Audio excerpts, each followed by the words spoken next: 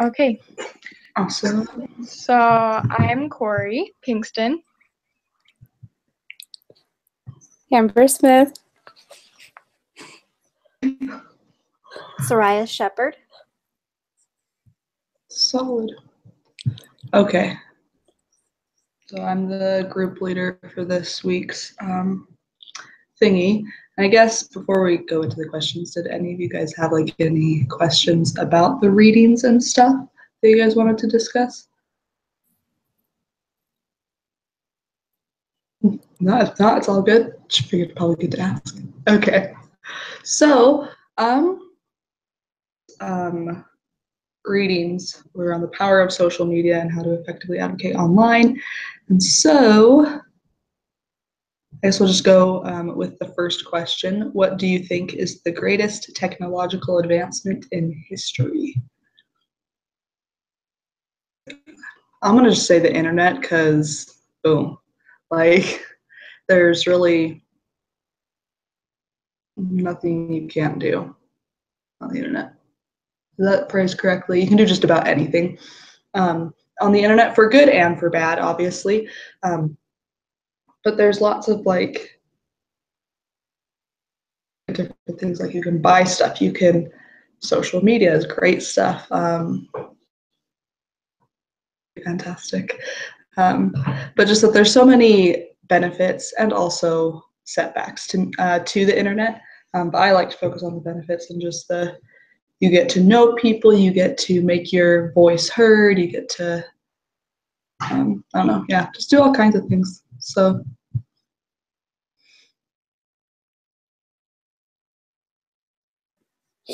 Well, I like honestly really can't think of one that's bigger than the internet.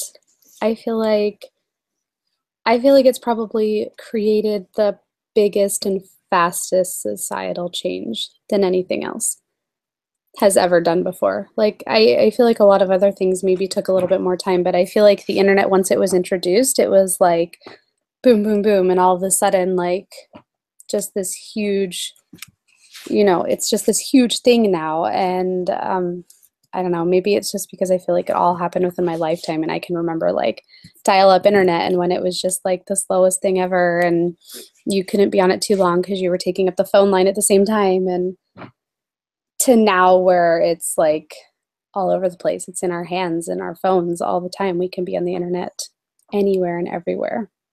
And like everything you said too, with all the change and the good that it can do. Yeah, I don't know what I can add to that, but I also think that the internet is probably the greatest invention, especially for our day, because we can connect with the world. And like how we were studying in the lesson this week, that it can be used for so much good. We can do the Lord's work with it, and we can be advocates with it. And so I think that there's just so much good that can come from it, because we can reach out to places that otherwise we wouldn't be able to. I was going to try and be something original, but you guys have a good point. The internet is like one of the best advances in technology. And I'm going to have a weird one, but I wouldn't say it's the best, but it is up. And that would be the fridge. And I'll tell you why. Because since the fridge has been introduced, there's less chances of like donated blood going bad, food not going bad, especially with families that don't have food. And yeah, I was just trying to be original. That's all I came up with. I think the fridge is fantastic. Not gonna lie. Oh, there was something else I was going to say. Oh, what was it? Sorry, guys. Failing as the leader this week. It's fine. It's fine. Okay, so we'll just move on to the next question. It says, why have we witnessed such acceleration in technology in these last days?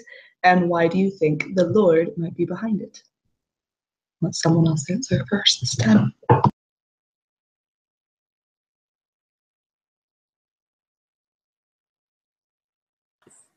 Okay.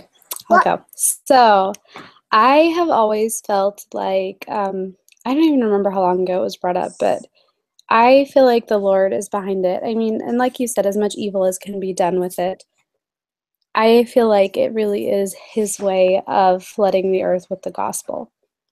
And I think it's really fascinating, like where it was almost like it was prophesied before it even happened, like where Brigham Young said, every discovery of science and art that is really true and useful to mankind has been given by direct revelation from God, though few acknowledge it.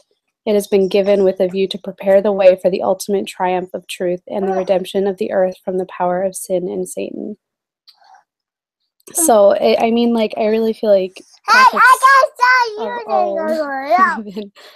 really saw our day and knew that the Lord was preparing through science and technology that we were going to be able to do this. And I feel like it's just so interesting because I think most of the time when we've thought about the gospel being preached in every land, that we think missionaries. Like we think the actual act of like missionaries going to every single nation, country, whatever. And I feel like there's a lot more to it than that. And that's a big reason probably why they stress that every member is a missionary, because we can do so much good on our own and we can reach so many other countries that missionaries can't go into just through Facebook alone, let alone any other social media platforms that there are.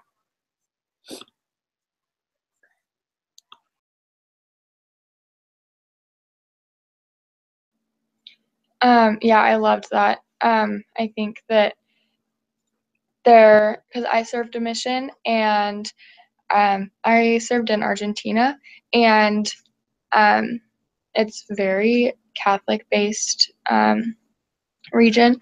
And I mean, it was easy to talk to people about God, but they would not let us in their homes. And whereas everybody has the internet, they could see messages that they otherwise wouldn't have let us share with them.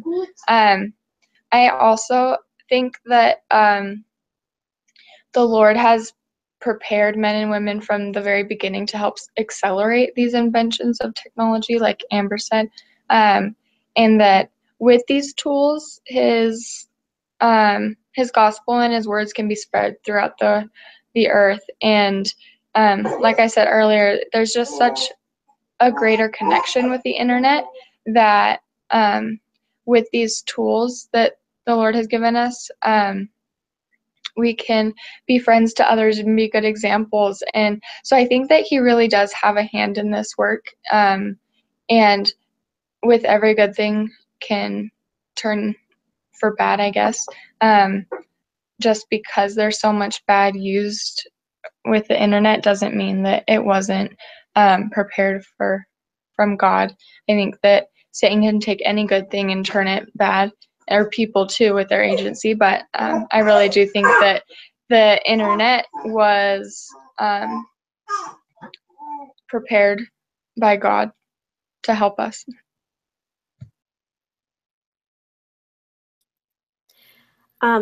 So I have an interesting story. One of my really good friends, and she's like the Sunday school teacher. I mean, she's really cool and a really good member of the church. But the way she found the church was actually through online missionaries. And so I think that kind of brings up the point of why the Lord's behind making technology advances, and especially with the internet. And it makes me wonder, if there weren't any online missionaries, how would she have gotten to know these missionaries and gotten to join the church?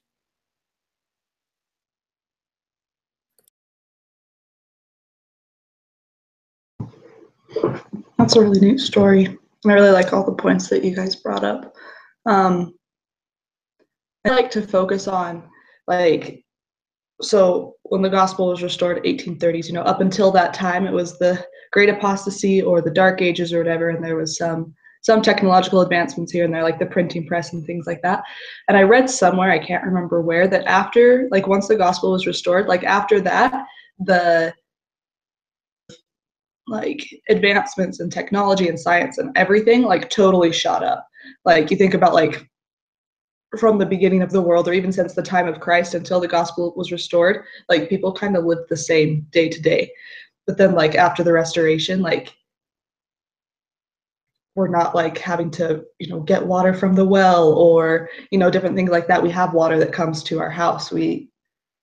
Most people don't have outhouses, different things like that. And that once the Lord's spirit and priesthood and gospel was again on the earth, like from there, like it just like boom, like we were blessed spiritually, but then we were also blessed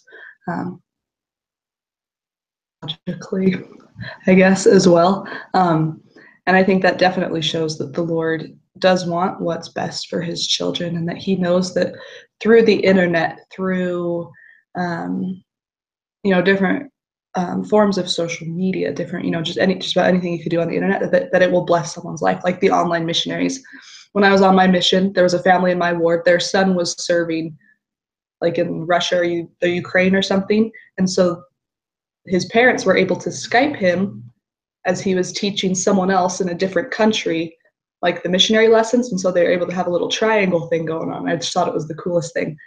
And like my sister's on a mission now, and she has access to Facebook and a little iPad. My mission always like, yeah, we'll get them someday. Never did, but that's okay. I'm not bitter about it.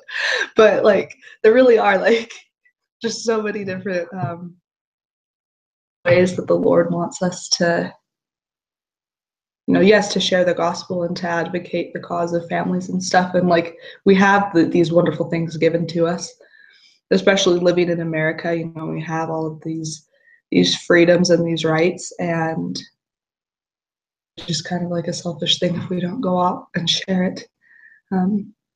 Which then I think, unless I know I had something to say after that. Okay. Which I think then leads into the next question. What might your day-to-day behavior with technology tell others about how you really feel about the purpose and blessing of technology?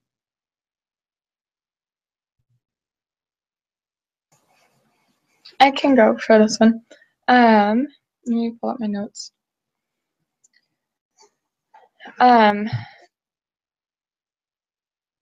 Okay, so I admit I'm not perfect at my use on social media. Sometimes I am lazy and just am on it for way too long. But I think that by like if somebody were to see what I view or what I do on social media, I think that I don't know if I would be embarrassed, but I think that I don't think that I ever fight with people on social media, because I don't like when people use it to I guess push their agenda or try to start fights. But I think I do try to uplift others, and or at least share things that are good. And so, but I think that there are sometimes where I catch myself seeing somebody post about their life and kind of thinking like, oh, I wish I could have done that, or why am I not like this? And I think that it's really easy to compare ourselves to other people. But like in conference, I think it was Elder Nelson who talked about this, but so many people post fake things, like you don't see the whole picture, and so it's not really good for us to compare ourselves to that when we think that we're seeing perfection, but it isn't. And so I think that we have to be careful to still be grateful for what we have and who we are, when all we're seeing is fake messages online.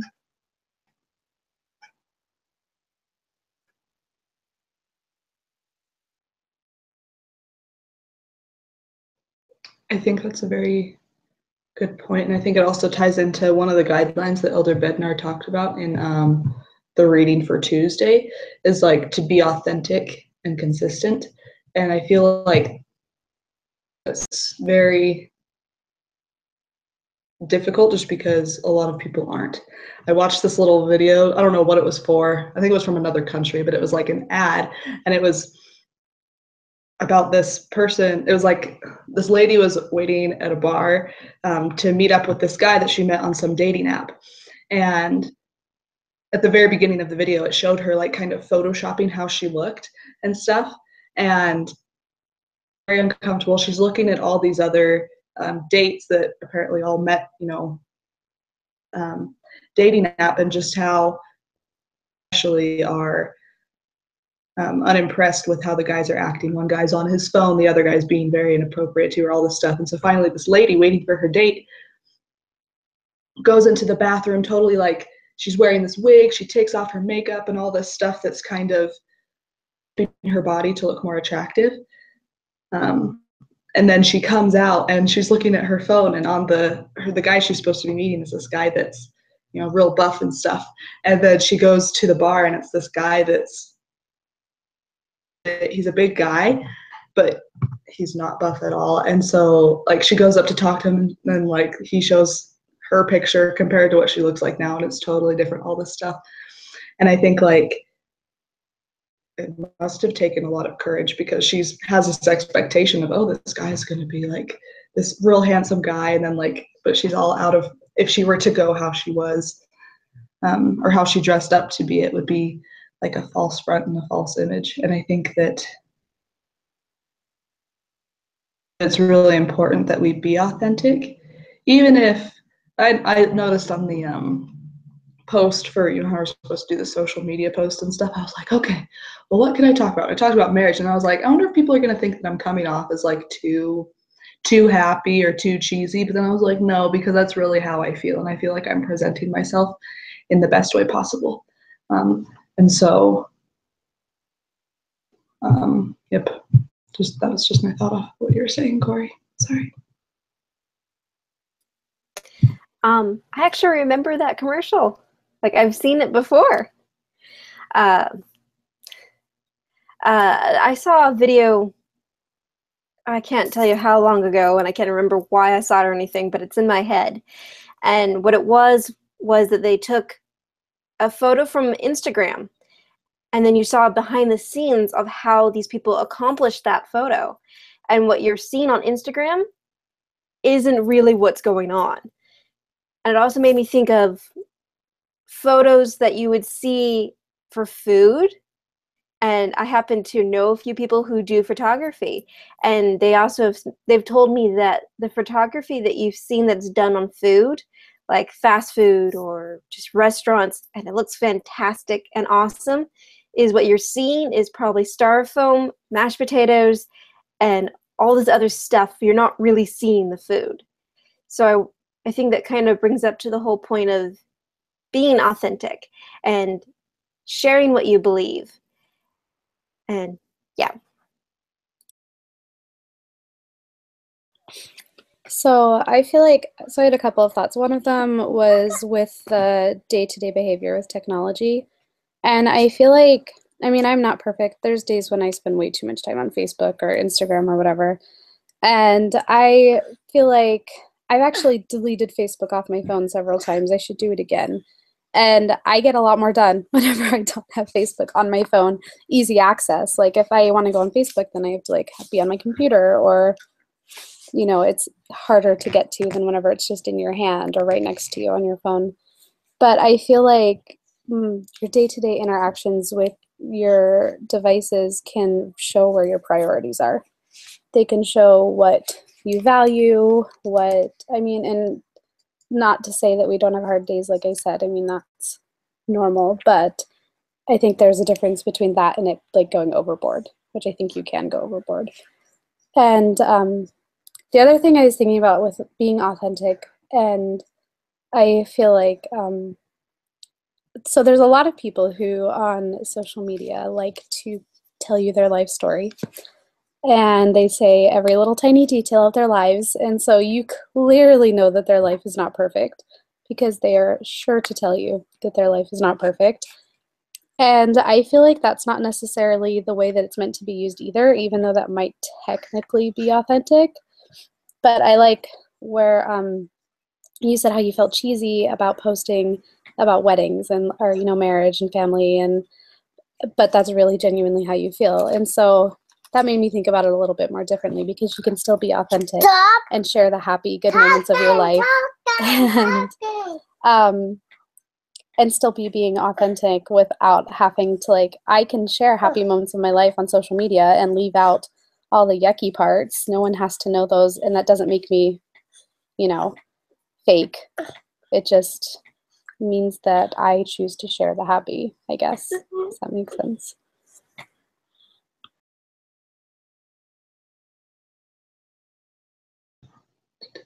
Yes, it does. Sorry, I couldn't unmute my mic for a second.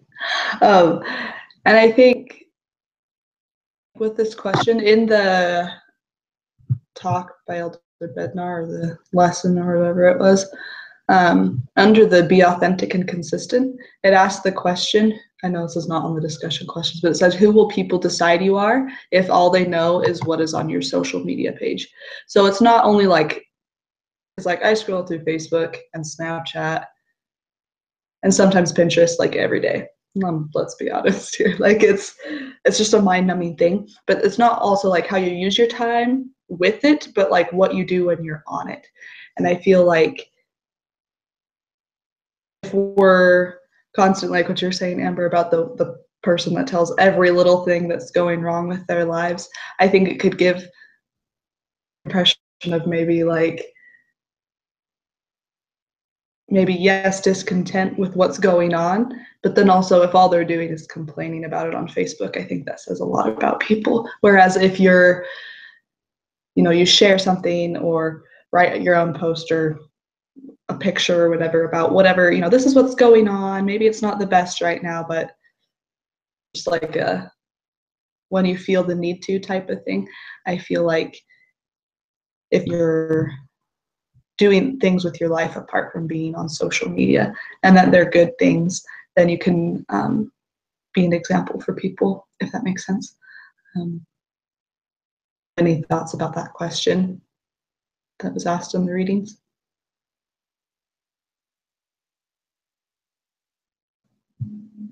Awesome. Okay. Let us see. We have another time for about one more question. If you guys have, like from the questions that are remaining, it talks about comparing Elder Bednar's principles and the 4 wings of the dragonfly, talks about the dragonfly effect a bit. Do any of you guys want to discuss any one of those in particular? Was there something that was a Yanacha that you're like, gotta share this at all? If you have them pulled up, if not, I can read them all off. But I actually had a question though. So one of the questions was, let's see.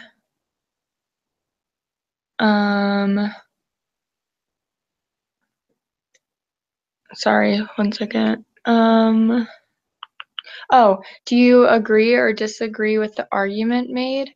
And I don't know if I missed that, but what was the argument that it was talking about?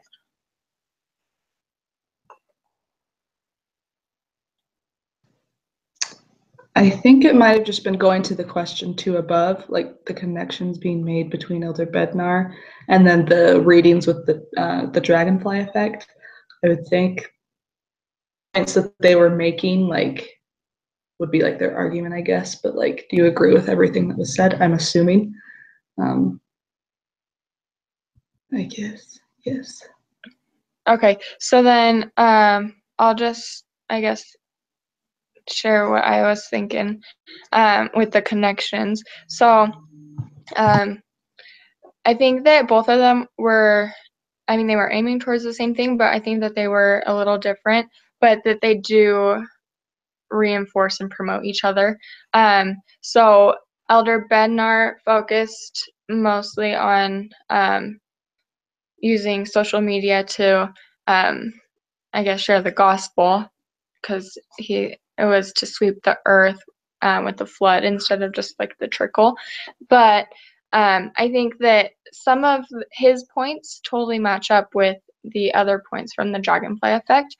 So like being authentic and consistent is pretty similar to grabbing attention, because after time, if you are being authentic and consistent, you are going to grab people's attention more. And I think that if you are being edifying and uplifting, like Elder Bednar has told us to be, then that can be more engaging for others. So like I think that some of Elder Bednar's points connect with the dragonfly effect points, and that let's see. So like the dragonfly effect talked about how you need to do all 4 things at once, because like a dragonfly, all of its wings have to be going at the same motion and the same speed in order for it to be able to have its full capacity or potential met. And so I think that it's super interesting for us to try to remember that we need to not kind of pick and choose which things we want to do, but try and do all of them at the same time. And I think that's going to take some practice if we haven't been doing it. But I think that it makes a good point that when we are doing all 4 or all of those parts of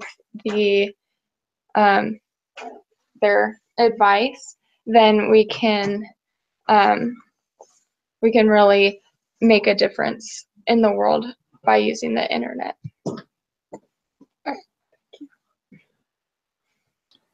So I also thought, kind of along those lines, that I feel like the dragonfly effect was almost like a how-to. And then I felt like Elder Bednar's were almost, to me, were kind of like the characteristics that you would want to have within those how-tos. So this is how you can make a difference, like focus, grab attention, engage, and take action.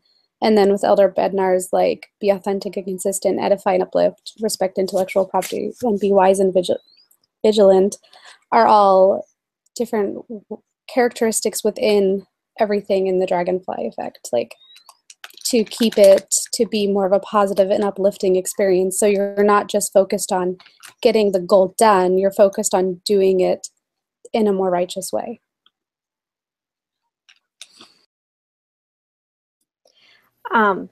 So the other day, my coworker helped me, and she didn't even realize she was helping me. But she mentioned a good point. She's not a member of the church, and she and I were talking about how we need more positivity in the world, and how there's just so much negativity on TV and everything. And she says, you know what we need? We need those commercials that I remember that used to be on TV all the time.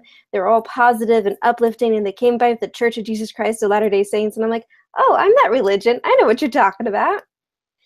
And she and I just got to talking about how after seeing these videos on the Mormon ads on TV, that she's like, it just felt like more positive. And she felt that her day was a bit more positive. And it made me think about how the Mormon videos do really well in doing the dragonfly effect and Elder Bednar's, like you said, characteristics. And I just want to mention that.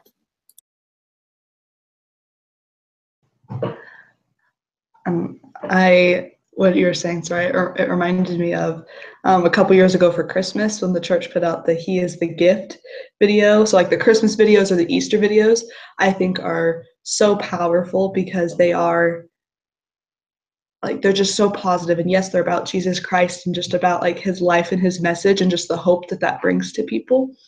And I think like when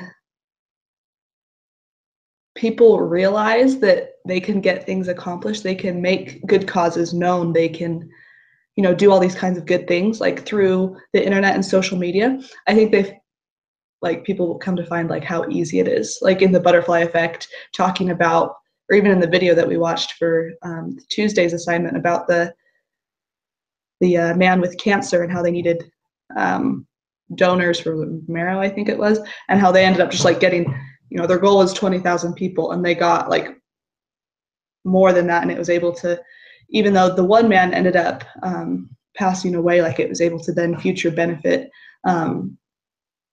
so many other people. And I was looking on Facebook with what happened in Las Vegas with the shootings there, and I think it was some of the cast of Mean Girls. Apparently in the movie, like October 3rd is like a big day or something. It's because it's mentioned in there.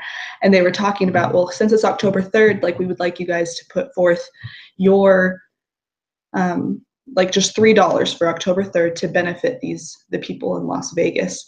And so our goal is to raise like, I think it was $100,000 or something like that. And in one day, like however many people had raised almost $70,000. Like, it's really like when people realize that, hey, you know, I can do some good, and it's not necessarily donating money, but just that like I can share this cause, or I can, you know, make my voice heard to benefit the family or whatever. Like a lot can be accomplished, and like it's also a ripple effect too. Like what you say can then affect someone else, and I think it also can like leave social media as well. So like it doesn't just affect social media, like only those that have Facebook can do good to this cause or whatever, but that you're able to influence other people throughout like your families and your communities and stuff. And so there's lots of good that can be done. I just think we have to realize it, and then once we realize it, do something about it, because that's always the next step. So yep. Yeah, unless anyone had anything else to share, I think we're pretty sorry. good. I You're good. let's see. This is just going along with what you were saying. So like that last question about blogs or people that do use the internet for good.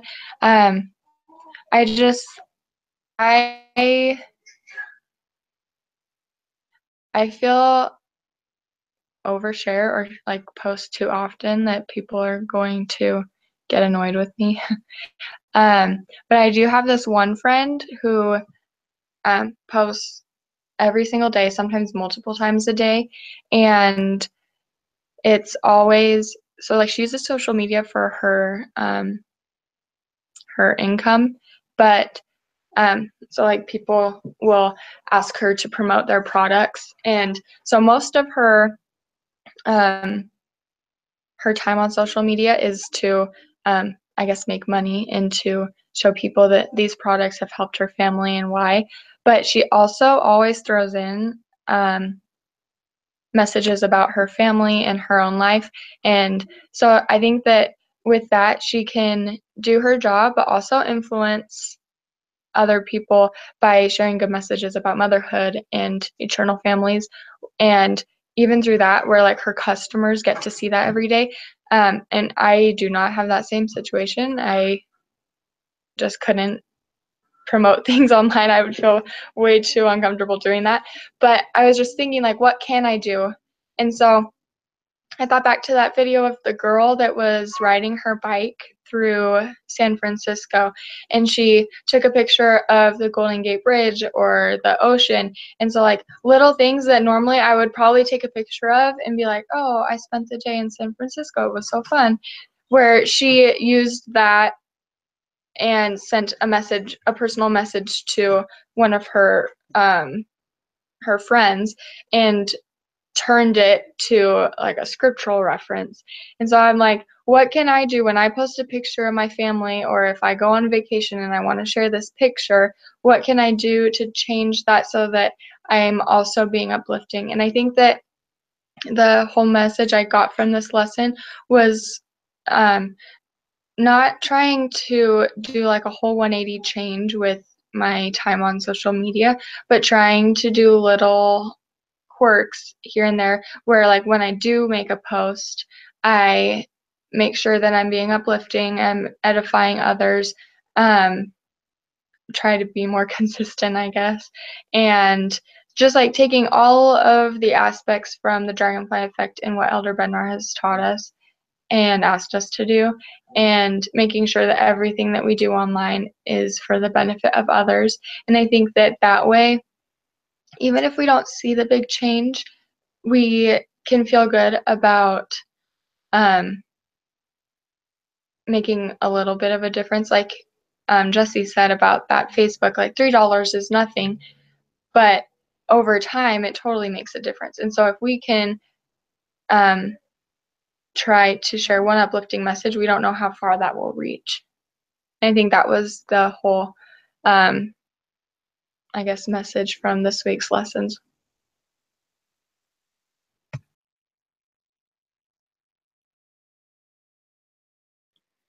I really I like that, and I feel like the example you shared, like with your friend who, because I have a friend who does this very similar thing, and it's promoting business, and I felt like for me that was like on a more macro level because she reaches so many more people than I would ever reach, and then I have another friend who doesn't have any sort of a business or anything like that, but she promotes the family and she promotes gospel things quite often, and it's always by like posting a picture of her and her family after church on Sunday, and then she'll like post something that she learned that day, or she'll post a picture of something she's doing or her kids are doing, and she always includes something small like that. And I feel like on a micro level that's something that we can all do. And like that video of the girl taking a picture and sending it personal to someone, even that is a way that we can influence others on a more micro level, because I don't remember where in the reading it said it, but even sometimes it's just a matter of affecting one person, and that's okay because one person can make all the difference.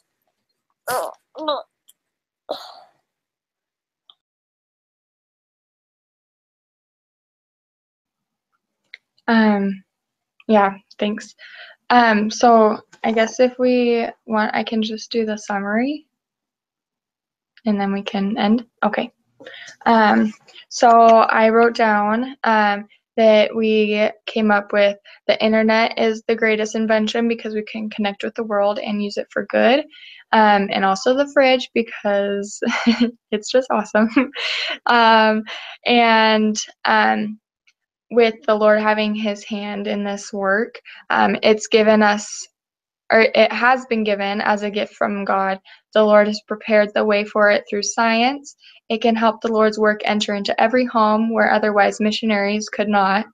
Soraya shared about her friend who found the church through online missionaries, and how could she have found the gospel without the internet. And then since the restoration, technological advancements have significantly boomed because the Spirit was on the earth again. And we are being selfish if we don't share goodness. And then our day-to-day behavior. So many things we see online are falsified, so we need to be authentic and honest. In that commercial, we need to be careful of who we are online. Are we being our true selves? We need to share what we believe. Don't go overboard and don't overshare. There's a time and a place.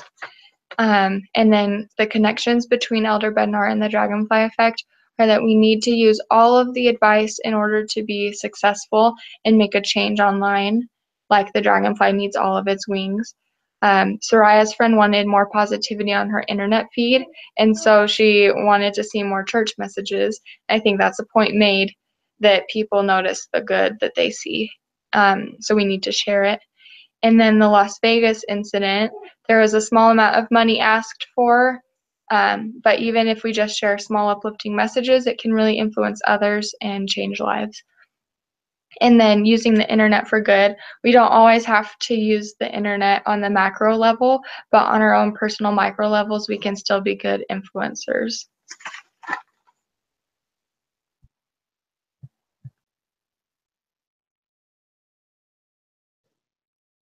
Sounds great.